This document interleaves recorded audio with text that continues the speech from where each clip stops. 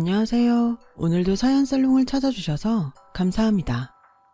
세상에 공짜는 없다. 그리고 영원한 것도 없다고 하잖아요. 그런데도 사람들은 공짜에 환장하고 영원히 살 것처럼 살아요. 100년도 못 사는 인생인데 말이죠. 그런데 요즘 들어 왠지 그 말이 마치 제 앞날에 대한 예언처럼 느껴지지 뭐예요. 그땐 몰랐는데 지나고 나니 제 경우와 딱 맞아 떨어져 그런가 봐요. 누구나 불행한 미래를 꿈꾸는 사람은 없을 거예요. 막연하나마 지금보다 나은 미래를 꿈꾸면서 희망을 품죠. 저도 그랬어요. 정확히 내 앞에 어떤 미래가 펼쳐질지는 몰랐지만 적어도 암울하거나 불만에 가득 찰 거라고는 전혀 생각하지 않았거든요. 적어도 결혼을 하기 전까지는 말이죠. 모든 게 사람 보는 눈이 없었던 제 잘못이니 누굴 탓하겠어요. 저희 아빠는 혼외자로 태어나셔서 변변한 친인척도 없이 자랐어요. 친가에서는 아빠의 존재조차 부정했고 외가에서는 집안의 수치로 여겼거든요. 설상가상으로 친할머니마저 아빠가 대학에 들어가던 해 아빠가 수년간 아르바이트를 하며 어렵게 준비해둔 대학 등록금을 들고 집을 나가셨어요. 그동안 키워준 대가로 생각하겠다는 뻔뻔한 내용의 쪽지를 남기고 말이죠. 나중에 안 사실이지만 친할머니는 동네 전자대리점 사장이랑 눈이 맞아 야반도주를 한 거였어요. 사랑에 미치면 눈에 보이는 것도 없는지 자식도 버린 채 말이에요. 그 일로 아빠는 대학 입학도 포기한 채 동네에서 환양년 자식이란 소리까지 듣고 살게 되었어요. 안 그래도 울고 싶은데 뺨까지 얻어맞는 심정이었을 거예요. 그때 세상 어디에도 기댈 데 없던 아빠한테 손을 내밀어준 유일한 사람이 바로 저희 엄마였어요. 저희 엄마는 아빠랑 국민학교 동창으로 한 동네에서 나고 자란 소꿉친구로 서로에 대해 누구보다 잘 알고 있었죠. 겉으로 드러내지는 않았지만 두 분은 서로를 짝사랑하고 있었다나 봐요. 그러니 엄마에겐 아빠의 불행이 그저 남의 집 일처럼 느껴지지 않았겠죠. 저희 외가는 사업을 하는 집안이라 당시에도 꽤 잘 살았었대요. 집에 기사도 둘이나 두고 가정부도 두고 살 정도였으니까요. 저희 외할아버지는 돈도 잘 버셨지만 그렇게 번 돈으로 사회사업도 많이 하셨던 모양이에요. 정기적으로 고아원에 후원도 하시고 불우한 학생이 있으면 장학금도 보내주시곤 하셨대요. 엄마는 그런 외할아버지께 아빠의 딱한 처지를 말씀드렸고 그 덕분에 아빠는 외할아버지 도움으로 무사히 대학에 입학할 수 있었어요. 이 은혜는 잊지 않고 꼭 갚겠다는 아빠의 말에 외할아버지는 나는 자네 도움이 필요 없으니 나한테 은혜 갚을 생각 말고 나중에 돈 벌거든 지금 자네처럼 도움이 절실한 친구들을 도와주게나. 그렇게 하다 보면 그 친구들도 나중에 또 다른 어려운 이들을 도울 게 아닌가.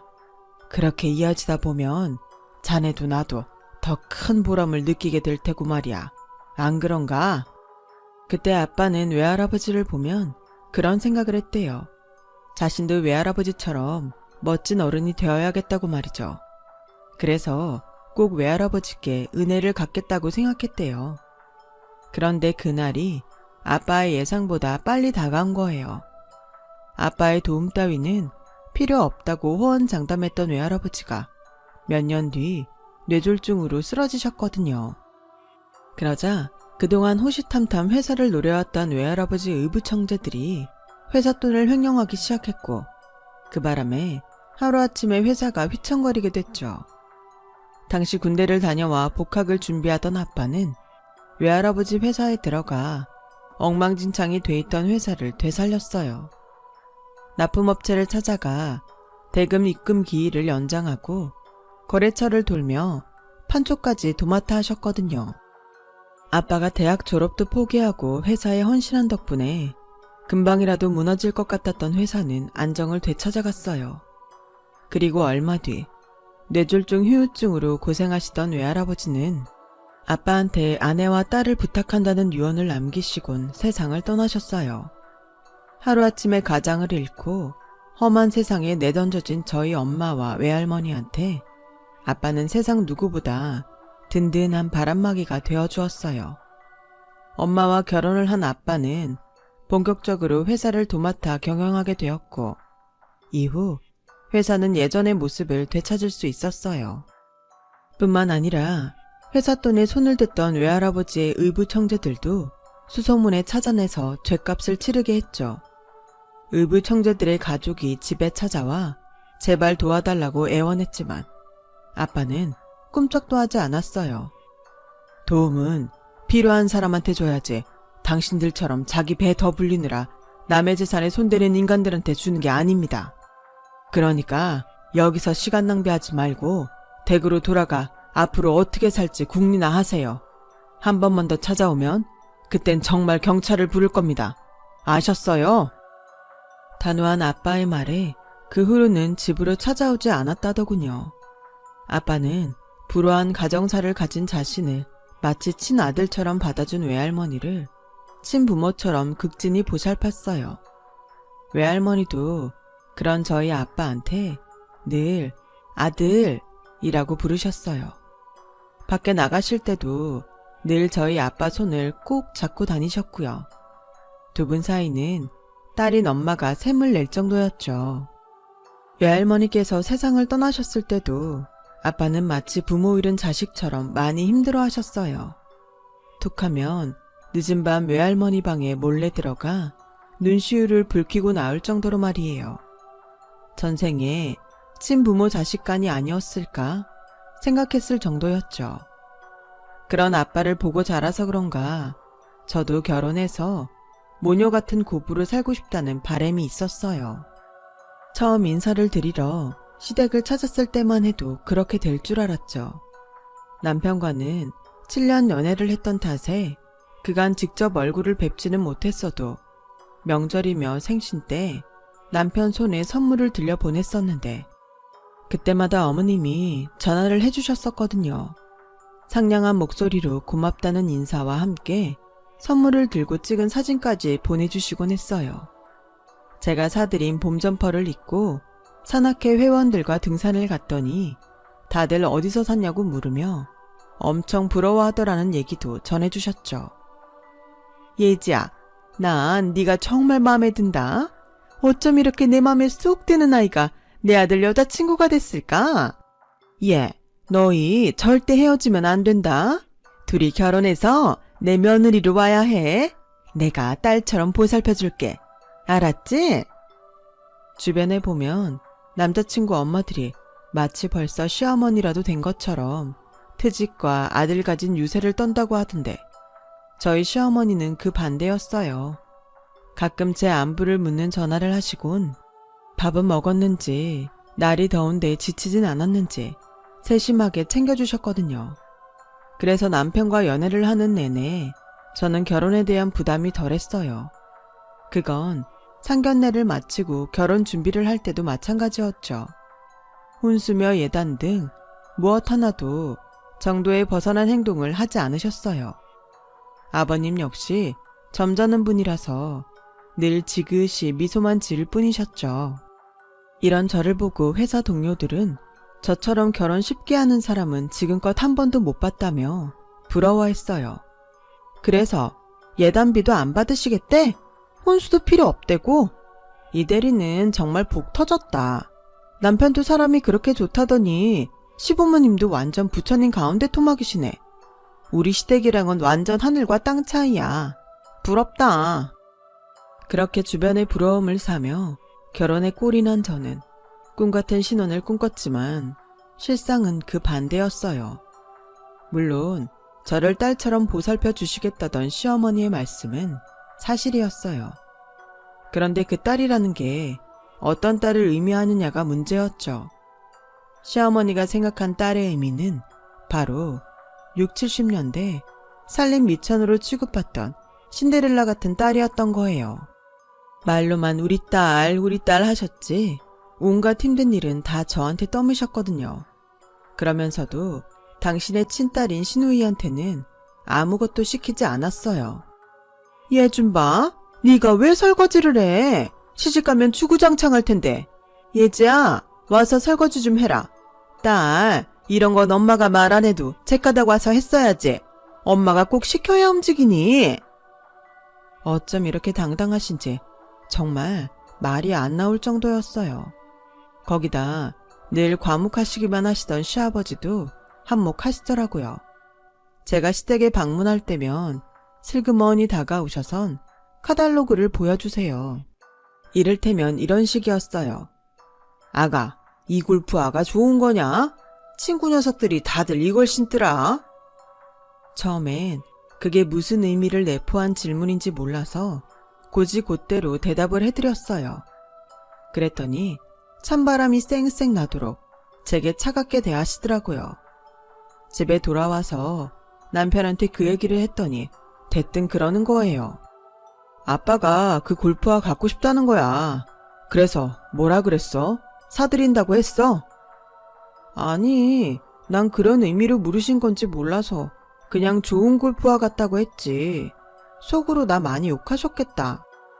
그날 이후 저는 아버님이 카탈로그를 내미시거나 홈쇼핑 방송을 진지하게 보고 계시면 바로 사다 드리곤 했어요. 안 그랬다간 시베리아 벌판에 부는 바람처럼 매섭게 구실 테니까요. 그런데 그것도 한두 번이지 어찌나 무력이 심하신지 도저히 감당이 안 되더라고요. 직장인 월급이 뻔한데 매번 원하시는 것들이 3, 40만 원은 기본이고 100만 원이 훌쩍 넘는 것들도 있었거든요. 제 지갑 생각은 안 하시고 당신이 원하시는 걸 미안함도 없이 마냥 고르시는 거였죠. 제가 현금 지급기도 아니고 그걸 어떻게 감당하겠어요. 차라리 일 부려먹는 시어머니가 양반인 셈이었어요. 그래서 매번 이러고 살 수는 없을 것 같아서 정중히 말씀드렸어요. 아버님, 아직은 제가 이런 걸 선뜻 사드릴 만큼 월급이 많지 않아요. 지난번에 사드린 아버님 코트도 아직 할부가 많이 남아있는걸요. 죄송하지만 이건 다음에 사드릴게요. 그리고요, 아버님, 이런 말씀 드리기 죄송하지만 사실 저 좀 버거워요. 저희 월급으로 아파트 대출 이자에 생활비, 공과금이랑 보험비 내고 나면 여윳돈이 별로 없거든요. 그런 상황에 매번 아버님 선물을 사드리려니 늘 적자 상태예요. 그러니 야속하다 생각하지 마시고 저희 사정도 헤아려 주세요. 전 정말 어렵게 말을 꺼냈던 건데 아버님은 제 말이 고깝게 들렸나 봐요. 버럭 화를 내시더라고요. 누가 너더러 사달라 그러든? 남들이 들으면 내가 며느리 주머니 나터는 시답잖은 놈인 줄 알겠구나. 사주기 싫으면 안 사주면 그만이지. 네 손으로 사들고 와선 왜 내 탓을 해? 이쁘다 봐줬더니 아주 시애비 상투까지 틀어잡겠다. 그래, 앞으론 너한테 구걸 안 할 테니 그간 사온 거 다 가져가라. 필요 없다. 그러고는 휑하니 안방으로 들어가 버리셨어요. 저녁 식사 시간이 돼서도 안방에서 안 나오시는 바람에 저는 시어머니랑 시누이한테 한 소리 들어야 했죠. 속 좁고 꽁한 시아버지와 여우처럼 살랑거리며 사람 부리는 시어머니, 거기다 시부모님과 제 사이에서 말 옮기며 싸움을 붙이는 시누이까지 기막힌 3종 세트로 제 숨통을 쥐었어요. 그런데 이게 다가 아니에요. 시누이가 어찌나 손버릇이 나쁜지 저희 집에 들락거리며 제 반지며 귀걸이, 옷가지 등을 훔쳐가지 뭐예요. 심지어 남편한테 선물 받은 속옷까지 말도 없이 들고 갔더라고요. 그래놓고 끝까지 자기가 안 그랬다고 우겨대는데 정말 한 대 치고 싶더군요. 아가씨, 지금 속에 입고 있는 그 속옷 내 거 맞잖아요. 속일 걸 속여야죠. 언니, 정말 웃기네요. 이거 내가 명동 백화점에 가서 직접 산 내 돈 내산이라고요. 똑같은 속옷이 어디 한둘이에요? 사람을 도둑으로 몰고 그래. 똑같은 속옷 널리고 널렸죠. 근데 그 속옷은 우리나라에 매장도 안 들어오고 수입도 안 하는 제품이라 죽었다 깨나도 백화점에서 못 사요. 그거 신혼여행 갔다가 스페인에서 그이가 사준 거니까요. 이래도 끝까지 오리발 내밀래요? 나도 아까워서 안 입고 놔둔 건데 그걸 가져가면 어떡하냐고요. 딴 것도 아니고 속옷을. 그제야 시누이는 망했다는 표정으로 인상을 팍 썼어요. 그때였죠. 아버님이 시누이 방으로 들어오셔선 대뜸 저한테 소리치시지 뭐예요. 그 잘난 속옷 하나 가지고 대단한 유세를 떠는구나. 그래, 얼마냐? 그 속옷값 내가 주마. 아무리 시누이가 철없는 짓을 했기로써니 그렇게 주잣도 잡는 게 말이 되냐? 어린 시누이가 가엾지도 않아. 하긴 너야 시애비한테 옷 하나 사주고도 그렇게 생색을 내는 애니 놀랍지도 않다만 그래도 이러면 안 되는 거 아니니? 옛다, 이 돈 가지고 새로 사 입어라. 그리고는 제게 5만원짜리 한 장을 툭 던져주셨어요. 기가 막혀서 고작 5만원을 주면서 23만원짜리 세트를 사라고요? 가격도 가격이지만 한 집 안의 어른이 잘잘못을 따지기는커녕 저한테 서운한 게 있다고 도둑질을 한 딸을 감싸는 모습이 더 충격적이었어요. 결국 그 일로 그날 밤 저는 남편과 처음으로 부부싸움을 했고 그때부터 시댁에 마음을 닫기 시작했어요. 마음이 떠나고 나니 시댁에 가는 게 그렇게 고역스러울 수가 없었어요. 이래서 사람들이 시댁 가는 걸 그렇게 싫어하나 보다 했죠. 그런데 얼마 뒤 속옷 사건 이후 소원해진 시댁과의 사이에 제대로 불을 붙인 사건이 벌어지고 말았어요.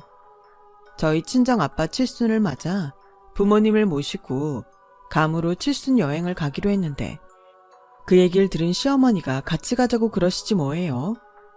그간 사돈댁에 신세도 많이 줬는데 우리가 가만히 있을 수야 있니? 여행은 여럿이 가야 좋으니까 내가 사돈어른께 여쭤봐라. 사돈지간이 멀다면 멀고 가깝다면 가까운 사이 아니니? 이런 경사스런 날에 같이 축하해드려야지. 원래 좋은 일엔 사람이 북적북적 해야 하는 법이다. 네 아버님 장수를 비는 의미에서 말이다. 그러니 불편 다 생각 말아라. 처음엔 거길 왜 따라가려고 그러나 이해가 안 됐는데 말씀을 들어보니 꼭 나쁜 것만은 아니겠더라고요. 칠순엔 다들 모여 잔치를 하는데 아빠가 한사코 거절을 하셔서 가족 여행으로 바꾼 거였으니까요. 딸 부부랑만 가는 것보다 연배가 비슷한 분들도 함께 가시면 더 재밌을 것 같기도 했거든요. 그래서 친정 부모님께 말씀을 드렸더니 흔쾌히 수락을 하시더라고요. 그렇게 저희 부부는 양가 부모님을 모시고 괌 여행을 떠나게 되었어요. 시부모님과 시누이까지 세 사람이 더 가게 되니 항공료며 호텔비까지 배로 늘어났어요. 그래서 남편한테 시댁 식구들 경비는 어떻게 처리할 거냐고 물었더니 걱정 마. 엄마가 우리 식구들 거는 우리 집에서 낸다고 했어. 일단 당신 카드로 긁고 나중에 총 경비 정산해서 엄마한테 받자. 그게 일 처리하기도 편할 것 같아서 저도 그러기로 했어요. 한동안 서먹서먹했던 사이였지만 그래도 저희 아빠를 위해 일정까지 맞춰서 여행을 와주신 게 고마워서 그런가, 아니면 날씨랑 바다가 좋아 그런가, 저도 마음이 전보다는 많이 풀리더라고요. 그렇게 4박 5일간 온 가족이 모여 즐겁게 여행을 다녀올 수 있었어요. 그런데 인천공항에 도착한 순간 약간의 문제가 생겼지 뭐예요. 저희가 공항에 올 때 친정 부모님을 태우고 왔었거든요. 시댁 식구들은 집 앞에 공항 리무진 정류장이 있어서 버스를 타고 왔고요. 다들 피곤하긴 매일반인데 이번에도 저희 부모님만 차에 태워 모셔다 드리는 게 미안하더라고요. 그래서 어쩌나 했는데 시어머니가 먼저 말을 꺼내셨어요. 우린 여기서 공항버스 타면 되니까 니들은 사돈어른 모셔다 드려라. 근데 이걸 어쩌니? 해외여행 간다고 집에 지갑을 두고 와서 현금이 하나도 없네? 아가, 혹시 현금 있으면 다오. 리무진 버스 요금이 없구나. 그렇게 시댁 식구들은 저한테 받은 5만원으로 리무진 버스를 타고 갔어요. 그때까지만 해도 시어머니께 고맙단 생각을 했더랬죠. 그런데 말입니다. 사람이 화장실 들어갈 때랑 나올 때 마음이 다르다고 정작 여행에서 돌아오고 나니 어머님이 여행 경비를 주실 생각을 안 하는 거 있죠. 차일피일 미루기만 하실 뿐 좀처럼 돈을 줄 생각은 없는 것 같았어요. 여행 경비는 물론 괌 쇼핑몰에서 산 옷이며 화장품, 백과 지갑까지 전부 제 카드로 지불했는데 말이죠. 한두 푼도 아니고 1,000만 원에 달하는 큰 돈이라 저희 가게에 엄청 큰 타격이 있는데 말이에요. 남편은 그저 기다리면 어련히 알아서 주겠냐며 먼 산 보듯 하고 있으니 제가 나설 수밖에요. 그래서 퇴근길에 시댁에 들렀는데 마침 시댁 식구들이 저녁을 먹고 있더라고요. 제가 번호키 누르는 소리를 못 들었는지 식탁에 둘러앉아 얘기를 하고 있더라고요. 그런데 그 대화 내용이 가관이었어요. 엄마, 새언니가 여행비 달라고 안 그래? 쇼핑몰에서 산 거랑 면세점에서 쓴 돈만 해도 장난 아닐 텐데? 안 그래도 석훈이한테 닥달을 하는 모양이더라. 지가 그래 봤자지. 내가 애초에 그 돈 줄 거면 괌에는 뭐하러 따라갔겠니? 공짜 여행 한번 해보려고 지 친정 스케줄에 맞춰 시간까지 뺏어간 건데 나라고 그 늙은이들 뒤치다꺼리하며 따라가고 싶었는 줄 알아? 잘 보여 나야 콩고물이라도 떨어질까 그랬던 거지. 나 같으면 따라와준 성의를 생각해서라도 아울렛에서 명품 백이라도 하나 사줄 줄 알았건만 할망구가 꼴랑 립스틱 하나 사주더라. 하여간 있는 것들이 더하다고 내가 이번에 확실히 알았어. 그리고 돈도 많은 집에서 여행 경비 좀 내면 어때? 얼마나 한다고? 어차피 지 아빠 죽으면 우리 아들 석훈이한테 물려줄 재산인데 기집애가 있는 집에서 자랐으면 돈도 시원하게 쓸 줄 알아야지. 돈 몇 푼에 그렇게 열을 내고 그런다니. 안 그래요 여보? 그러길래 내가 뭐라 그랬어. 애들 결혼할 때 예단비 좀 톡톡히 받자고 했잖아. 언제 받을지 모를 유산 때문에 사돈한테 잘 보여야 한다고 참자더니 우리 손에 들어온 게 뭐냐고. 기껏해야 구두랑 티셔츠 쪼가리 맨날 사달라고 해봐야 그거 얼마나 되겠냐고. 막말로 사돈보다 내가 먼저 죽으면 억울해서 어떡해. 남들은 부자 사돈 뒀다고 다들 한턱 쏘라고 하는데 받은 게 있어야 쏘지. 내가 하도 우라가 치밀어서 일부러 카달로그 들이밀며 압박 좀 했더니 파르르 해가지고 그 난리를 치고 말이야. 그래서야 그 집 재산 우리 석훈이 마음대로 주무를 수 있을지 모르겠네. 그럼 안 되지. 오빠가 나 결혼할 때 연예인들 하는 땡땡 호텔에서 베라왕 드레스 입고 근사하게 해준댔는데 그러지 말고 새언니 좀 꼬셔서 그 집 유산 미리 좀 받아오라 그러면 안 될까? 앞으로 4년 뒤면 나도 결혼할지 모르는데 그 전에 사돈이 죽긴 하겠냐고. 이번에 보니까 아빠보다 쌩쌩하던데? 엄마, 어디 용한 무당 없나? 드라마에서 보니까 지푸라기 인형에 칼 꽂고 그러면 시름시름 앓다가 죽고 그러던데 그런 거라도 해보면 안 될까? 아유, 그런 건 드라마니까 그렇지. 실제로 그런 게 있으면 세상에 온전히 돌아갈 수 있겠니?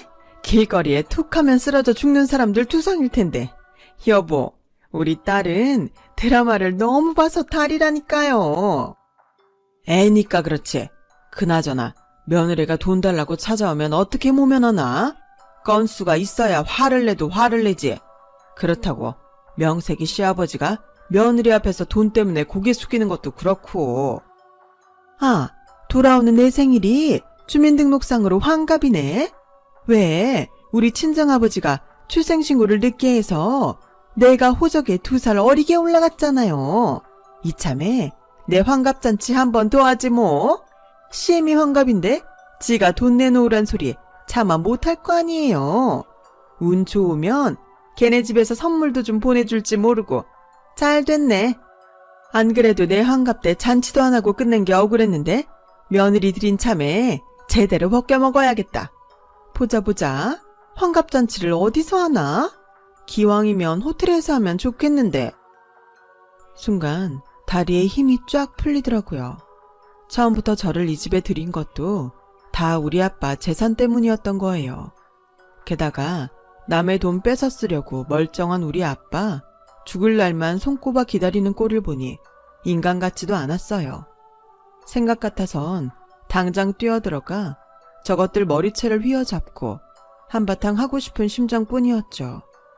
그런데 기분대로 했다간 제대로 된 복수는커녕 오히려 나한테 손해만 될 것 같아서 주먹을 움켜쥐고 꾹 참고 나왔어요. 시댁 형편이 어려운 것도 아니고 남들 먹고 사는 정도는 사는 집인데도 그깟 돈 몇 푼에 눈이 멀어서 인간 이길 포기한 짓거리를 하다니 그동안 저런 인간들한테 잘 보이려고 그 노력을 하고 살았던 걸 생각하니 피가 거꾸로 솟는 것 같았어요. 그래서 그날 이후 복수의 칼을 갈며 어떻게 저것들을 뭉개버릴까 생각을 했어요. 그런데 하늘이 도왔는지 생각보다 그날이 빨리 다가왔지 뭐예요. 디데이는 바로 시어머니 환갑 잔칫날이었어요. 시어머니는 일찌감치 저한테 전화해 자신의 환갑이 임박했음을 알렸고 몇 군데 장소를 불러주며 자신은 거기서 환갑잔치를 열고 싶다고 하더군요.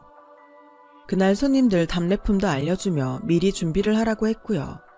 시어머니가 불러준 것들과 시누이가 추가로 작성해 메일로 보내준 것들을 하나도 빠짐없이 준비한 저는 모든 걸 남편의 카드로 긁었어요. 자기야, 이게 다 얼마야? 그리고 자기 카드가 내 거보다 한도가 큰데 왜 내 카드로 했어? 내 꼴은 당신 가족들 괌 여행 경비 긁었잖아. 한도가 얼마 안 남아서 어쩔 수 없었어. 어머님한테 여행 경비 받으면 바로 돈 줄게. 그러자 남편 표정이 살짝 일그러지더라고요. 못 받을 돈이란 걸 이미 알고 있었으니까요. 그러지 말고 자기야. 아직 결제 안 한 거는 자기 카드로 좀 하자. 나 이번 달에 카드 쓸 일이 좀 있거든. 자기 카드 많잖아. 정 안 되겠으면 장모님께 부탁해서 돈 좀 빌리는 건 어때? 우리 집에서 여행 경비 받으면 바로 드린다고 하고 말이야.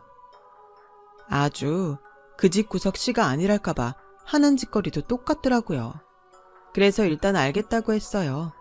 그리고 드디어 환갑 잔칫날이 됐어요. 잔치가 한창 무르익어가던 순간 남편이 잔뜩 화가 나선 저를 불렀어요. 휴대폰으로 거액의 카드 결제 문자가 연달아 도착했다는 게 이유였죠. 내가 말했잖아. 내 카드 쓰지 말라고. 도대체 이게 얼마야? 게다가 카드론까지 받았어? 그럼 어떡해. 업체에서 시 끝나기 전에 결제부터 해달라는데 현금으로 하면 할인이 많이 된다고 그래서 카드론 좀 받았지. 어차피 곧 어머님이 돈 주실 테니까 그걸로 바로 막으면 되잖아. 언제 줄 줄 알고. 그러니까 내가 장모님한테 빌리라고 했잖아. 카드론 이자가 얼만 줄 알아? 사람이 어쩜 이렇게 생각이 짧아? 이자 나가는 거 아깝지도 않냐고. 아깝지. 그래서 네 카드로 한 거야. 왜? 내 카드로 쓸 땐 아무 말 안 터니 네 카드 쓰니까 아까워 죽겠냐? 그리고 네 엄마 환갑인데 왜 내 엄마 돈을 끌어오래? 너 정말 그 돈 갚을 생각은 있는 거니? 오늘 이 잔치 벌이는데 얼마가 들었는지 알아? 그거 다 네 돈으로 해야 하는데 네가 감당은 할 수 있겠냐고. 어차피 갚을 생각 없으니까 우리 엄마 돈 빌려오라 그런 거 아니야.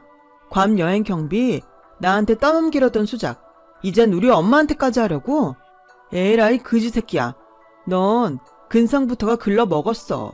아니 너뿐만 아니라 네 부모랑 동생도 똑같이 글러먹었다고. 우리 아빠 돈이 그렇게 탐이 나디? 그래서 멀쩡히 살아있는 우리 아빠 죽으라고 온 가족이 합심해 그 난리를 치는 거냐고. 저의 격양된 목소리에 잔치는 찬물을 끼얹은 듯 조용해졌어요. 그때였죠. 시어머니가 달려와 제 팔을 꼬집었어요. 너 미쳤니? 지금 뭐 하는 짓이야? 손님들 모아놓고 부부싸움하는 거 생중계할 생각이야? 시애미 잔치상을 엎어도 유분수지? 당장 그만 안 둬! 그렇게는 못하겠는데요. 잔치요? 며느리 돈 뜯어먹으려고 억지로 만든 가짜 잔치요? 그딴 건 해서 뭐해요? 그닥 잘 살아온 인생 아니면서 뭘 잔치까지 여냐고요. 그저 사람들이 내는 축의금이 탐나 그러는 거 아닌가요? 며느리 돈으로 잔치 벌리고 손님들한테 받은 돈 챙기려는 거 아니냐고요. 근데 어쩌죠 어머님? 오늘 잔치는 죄다 어머니 아들 카드로 준비한 건데요. 아, 그리고 이거 받으세요. 저는 하얀 돈봉투를 내밀었어요.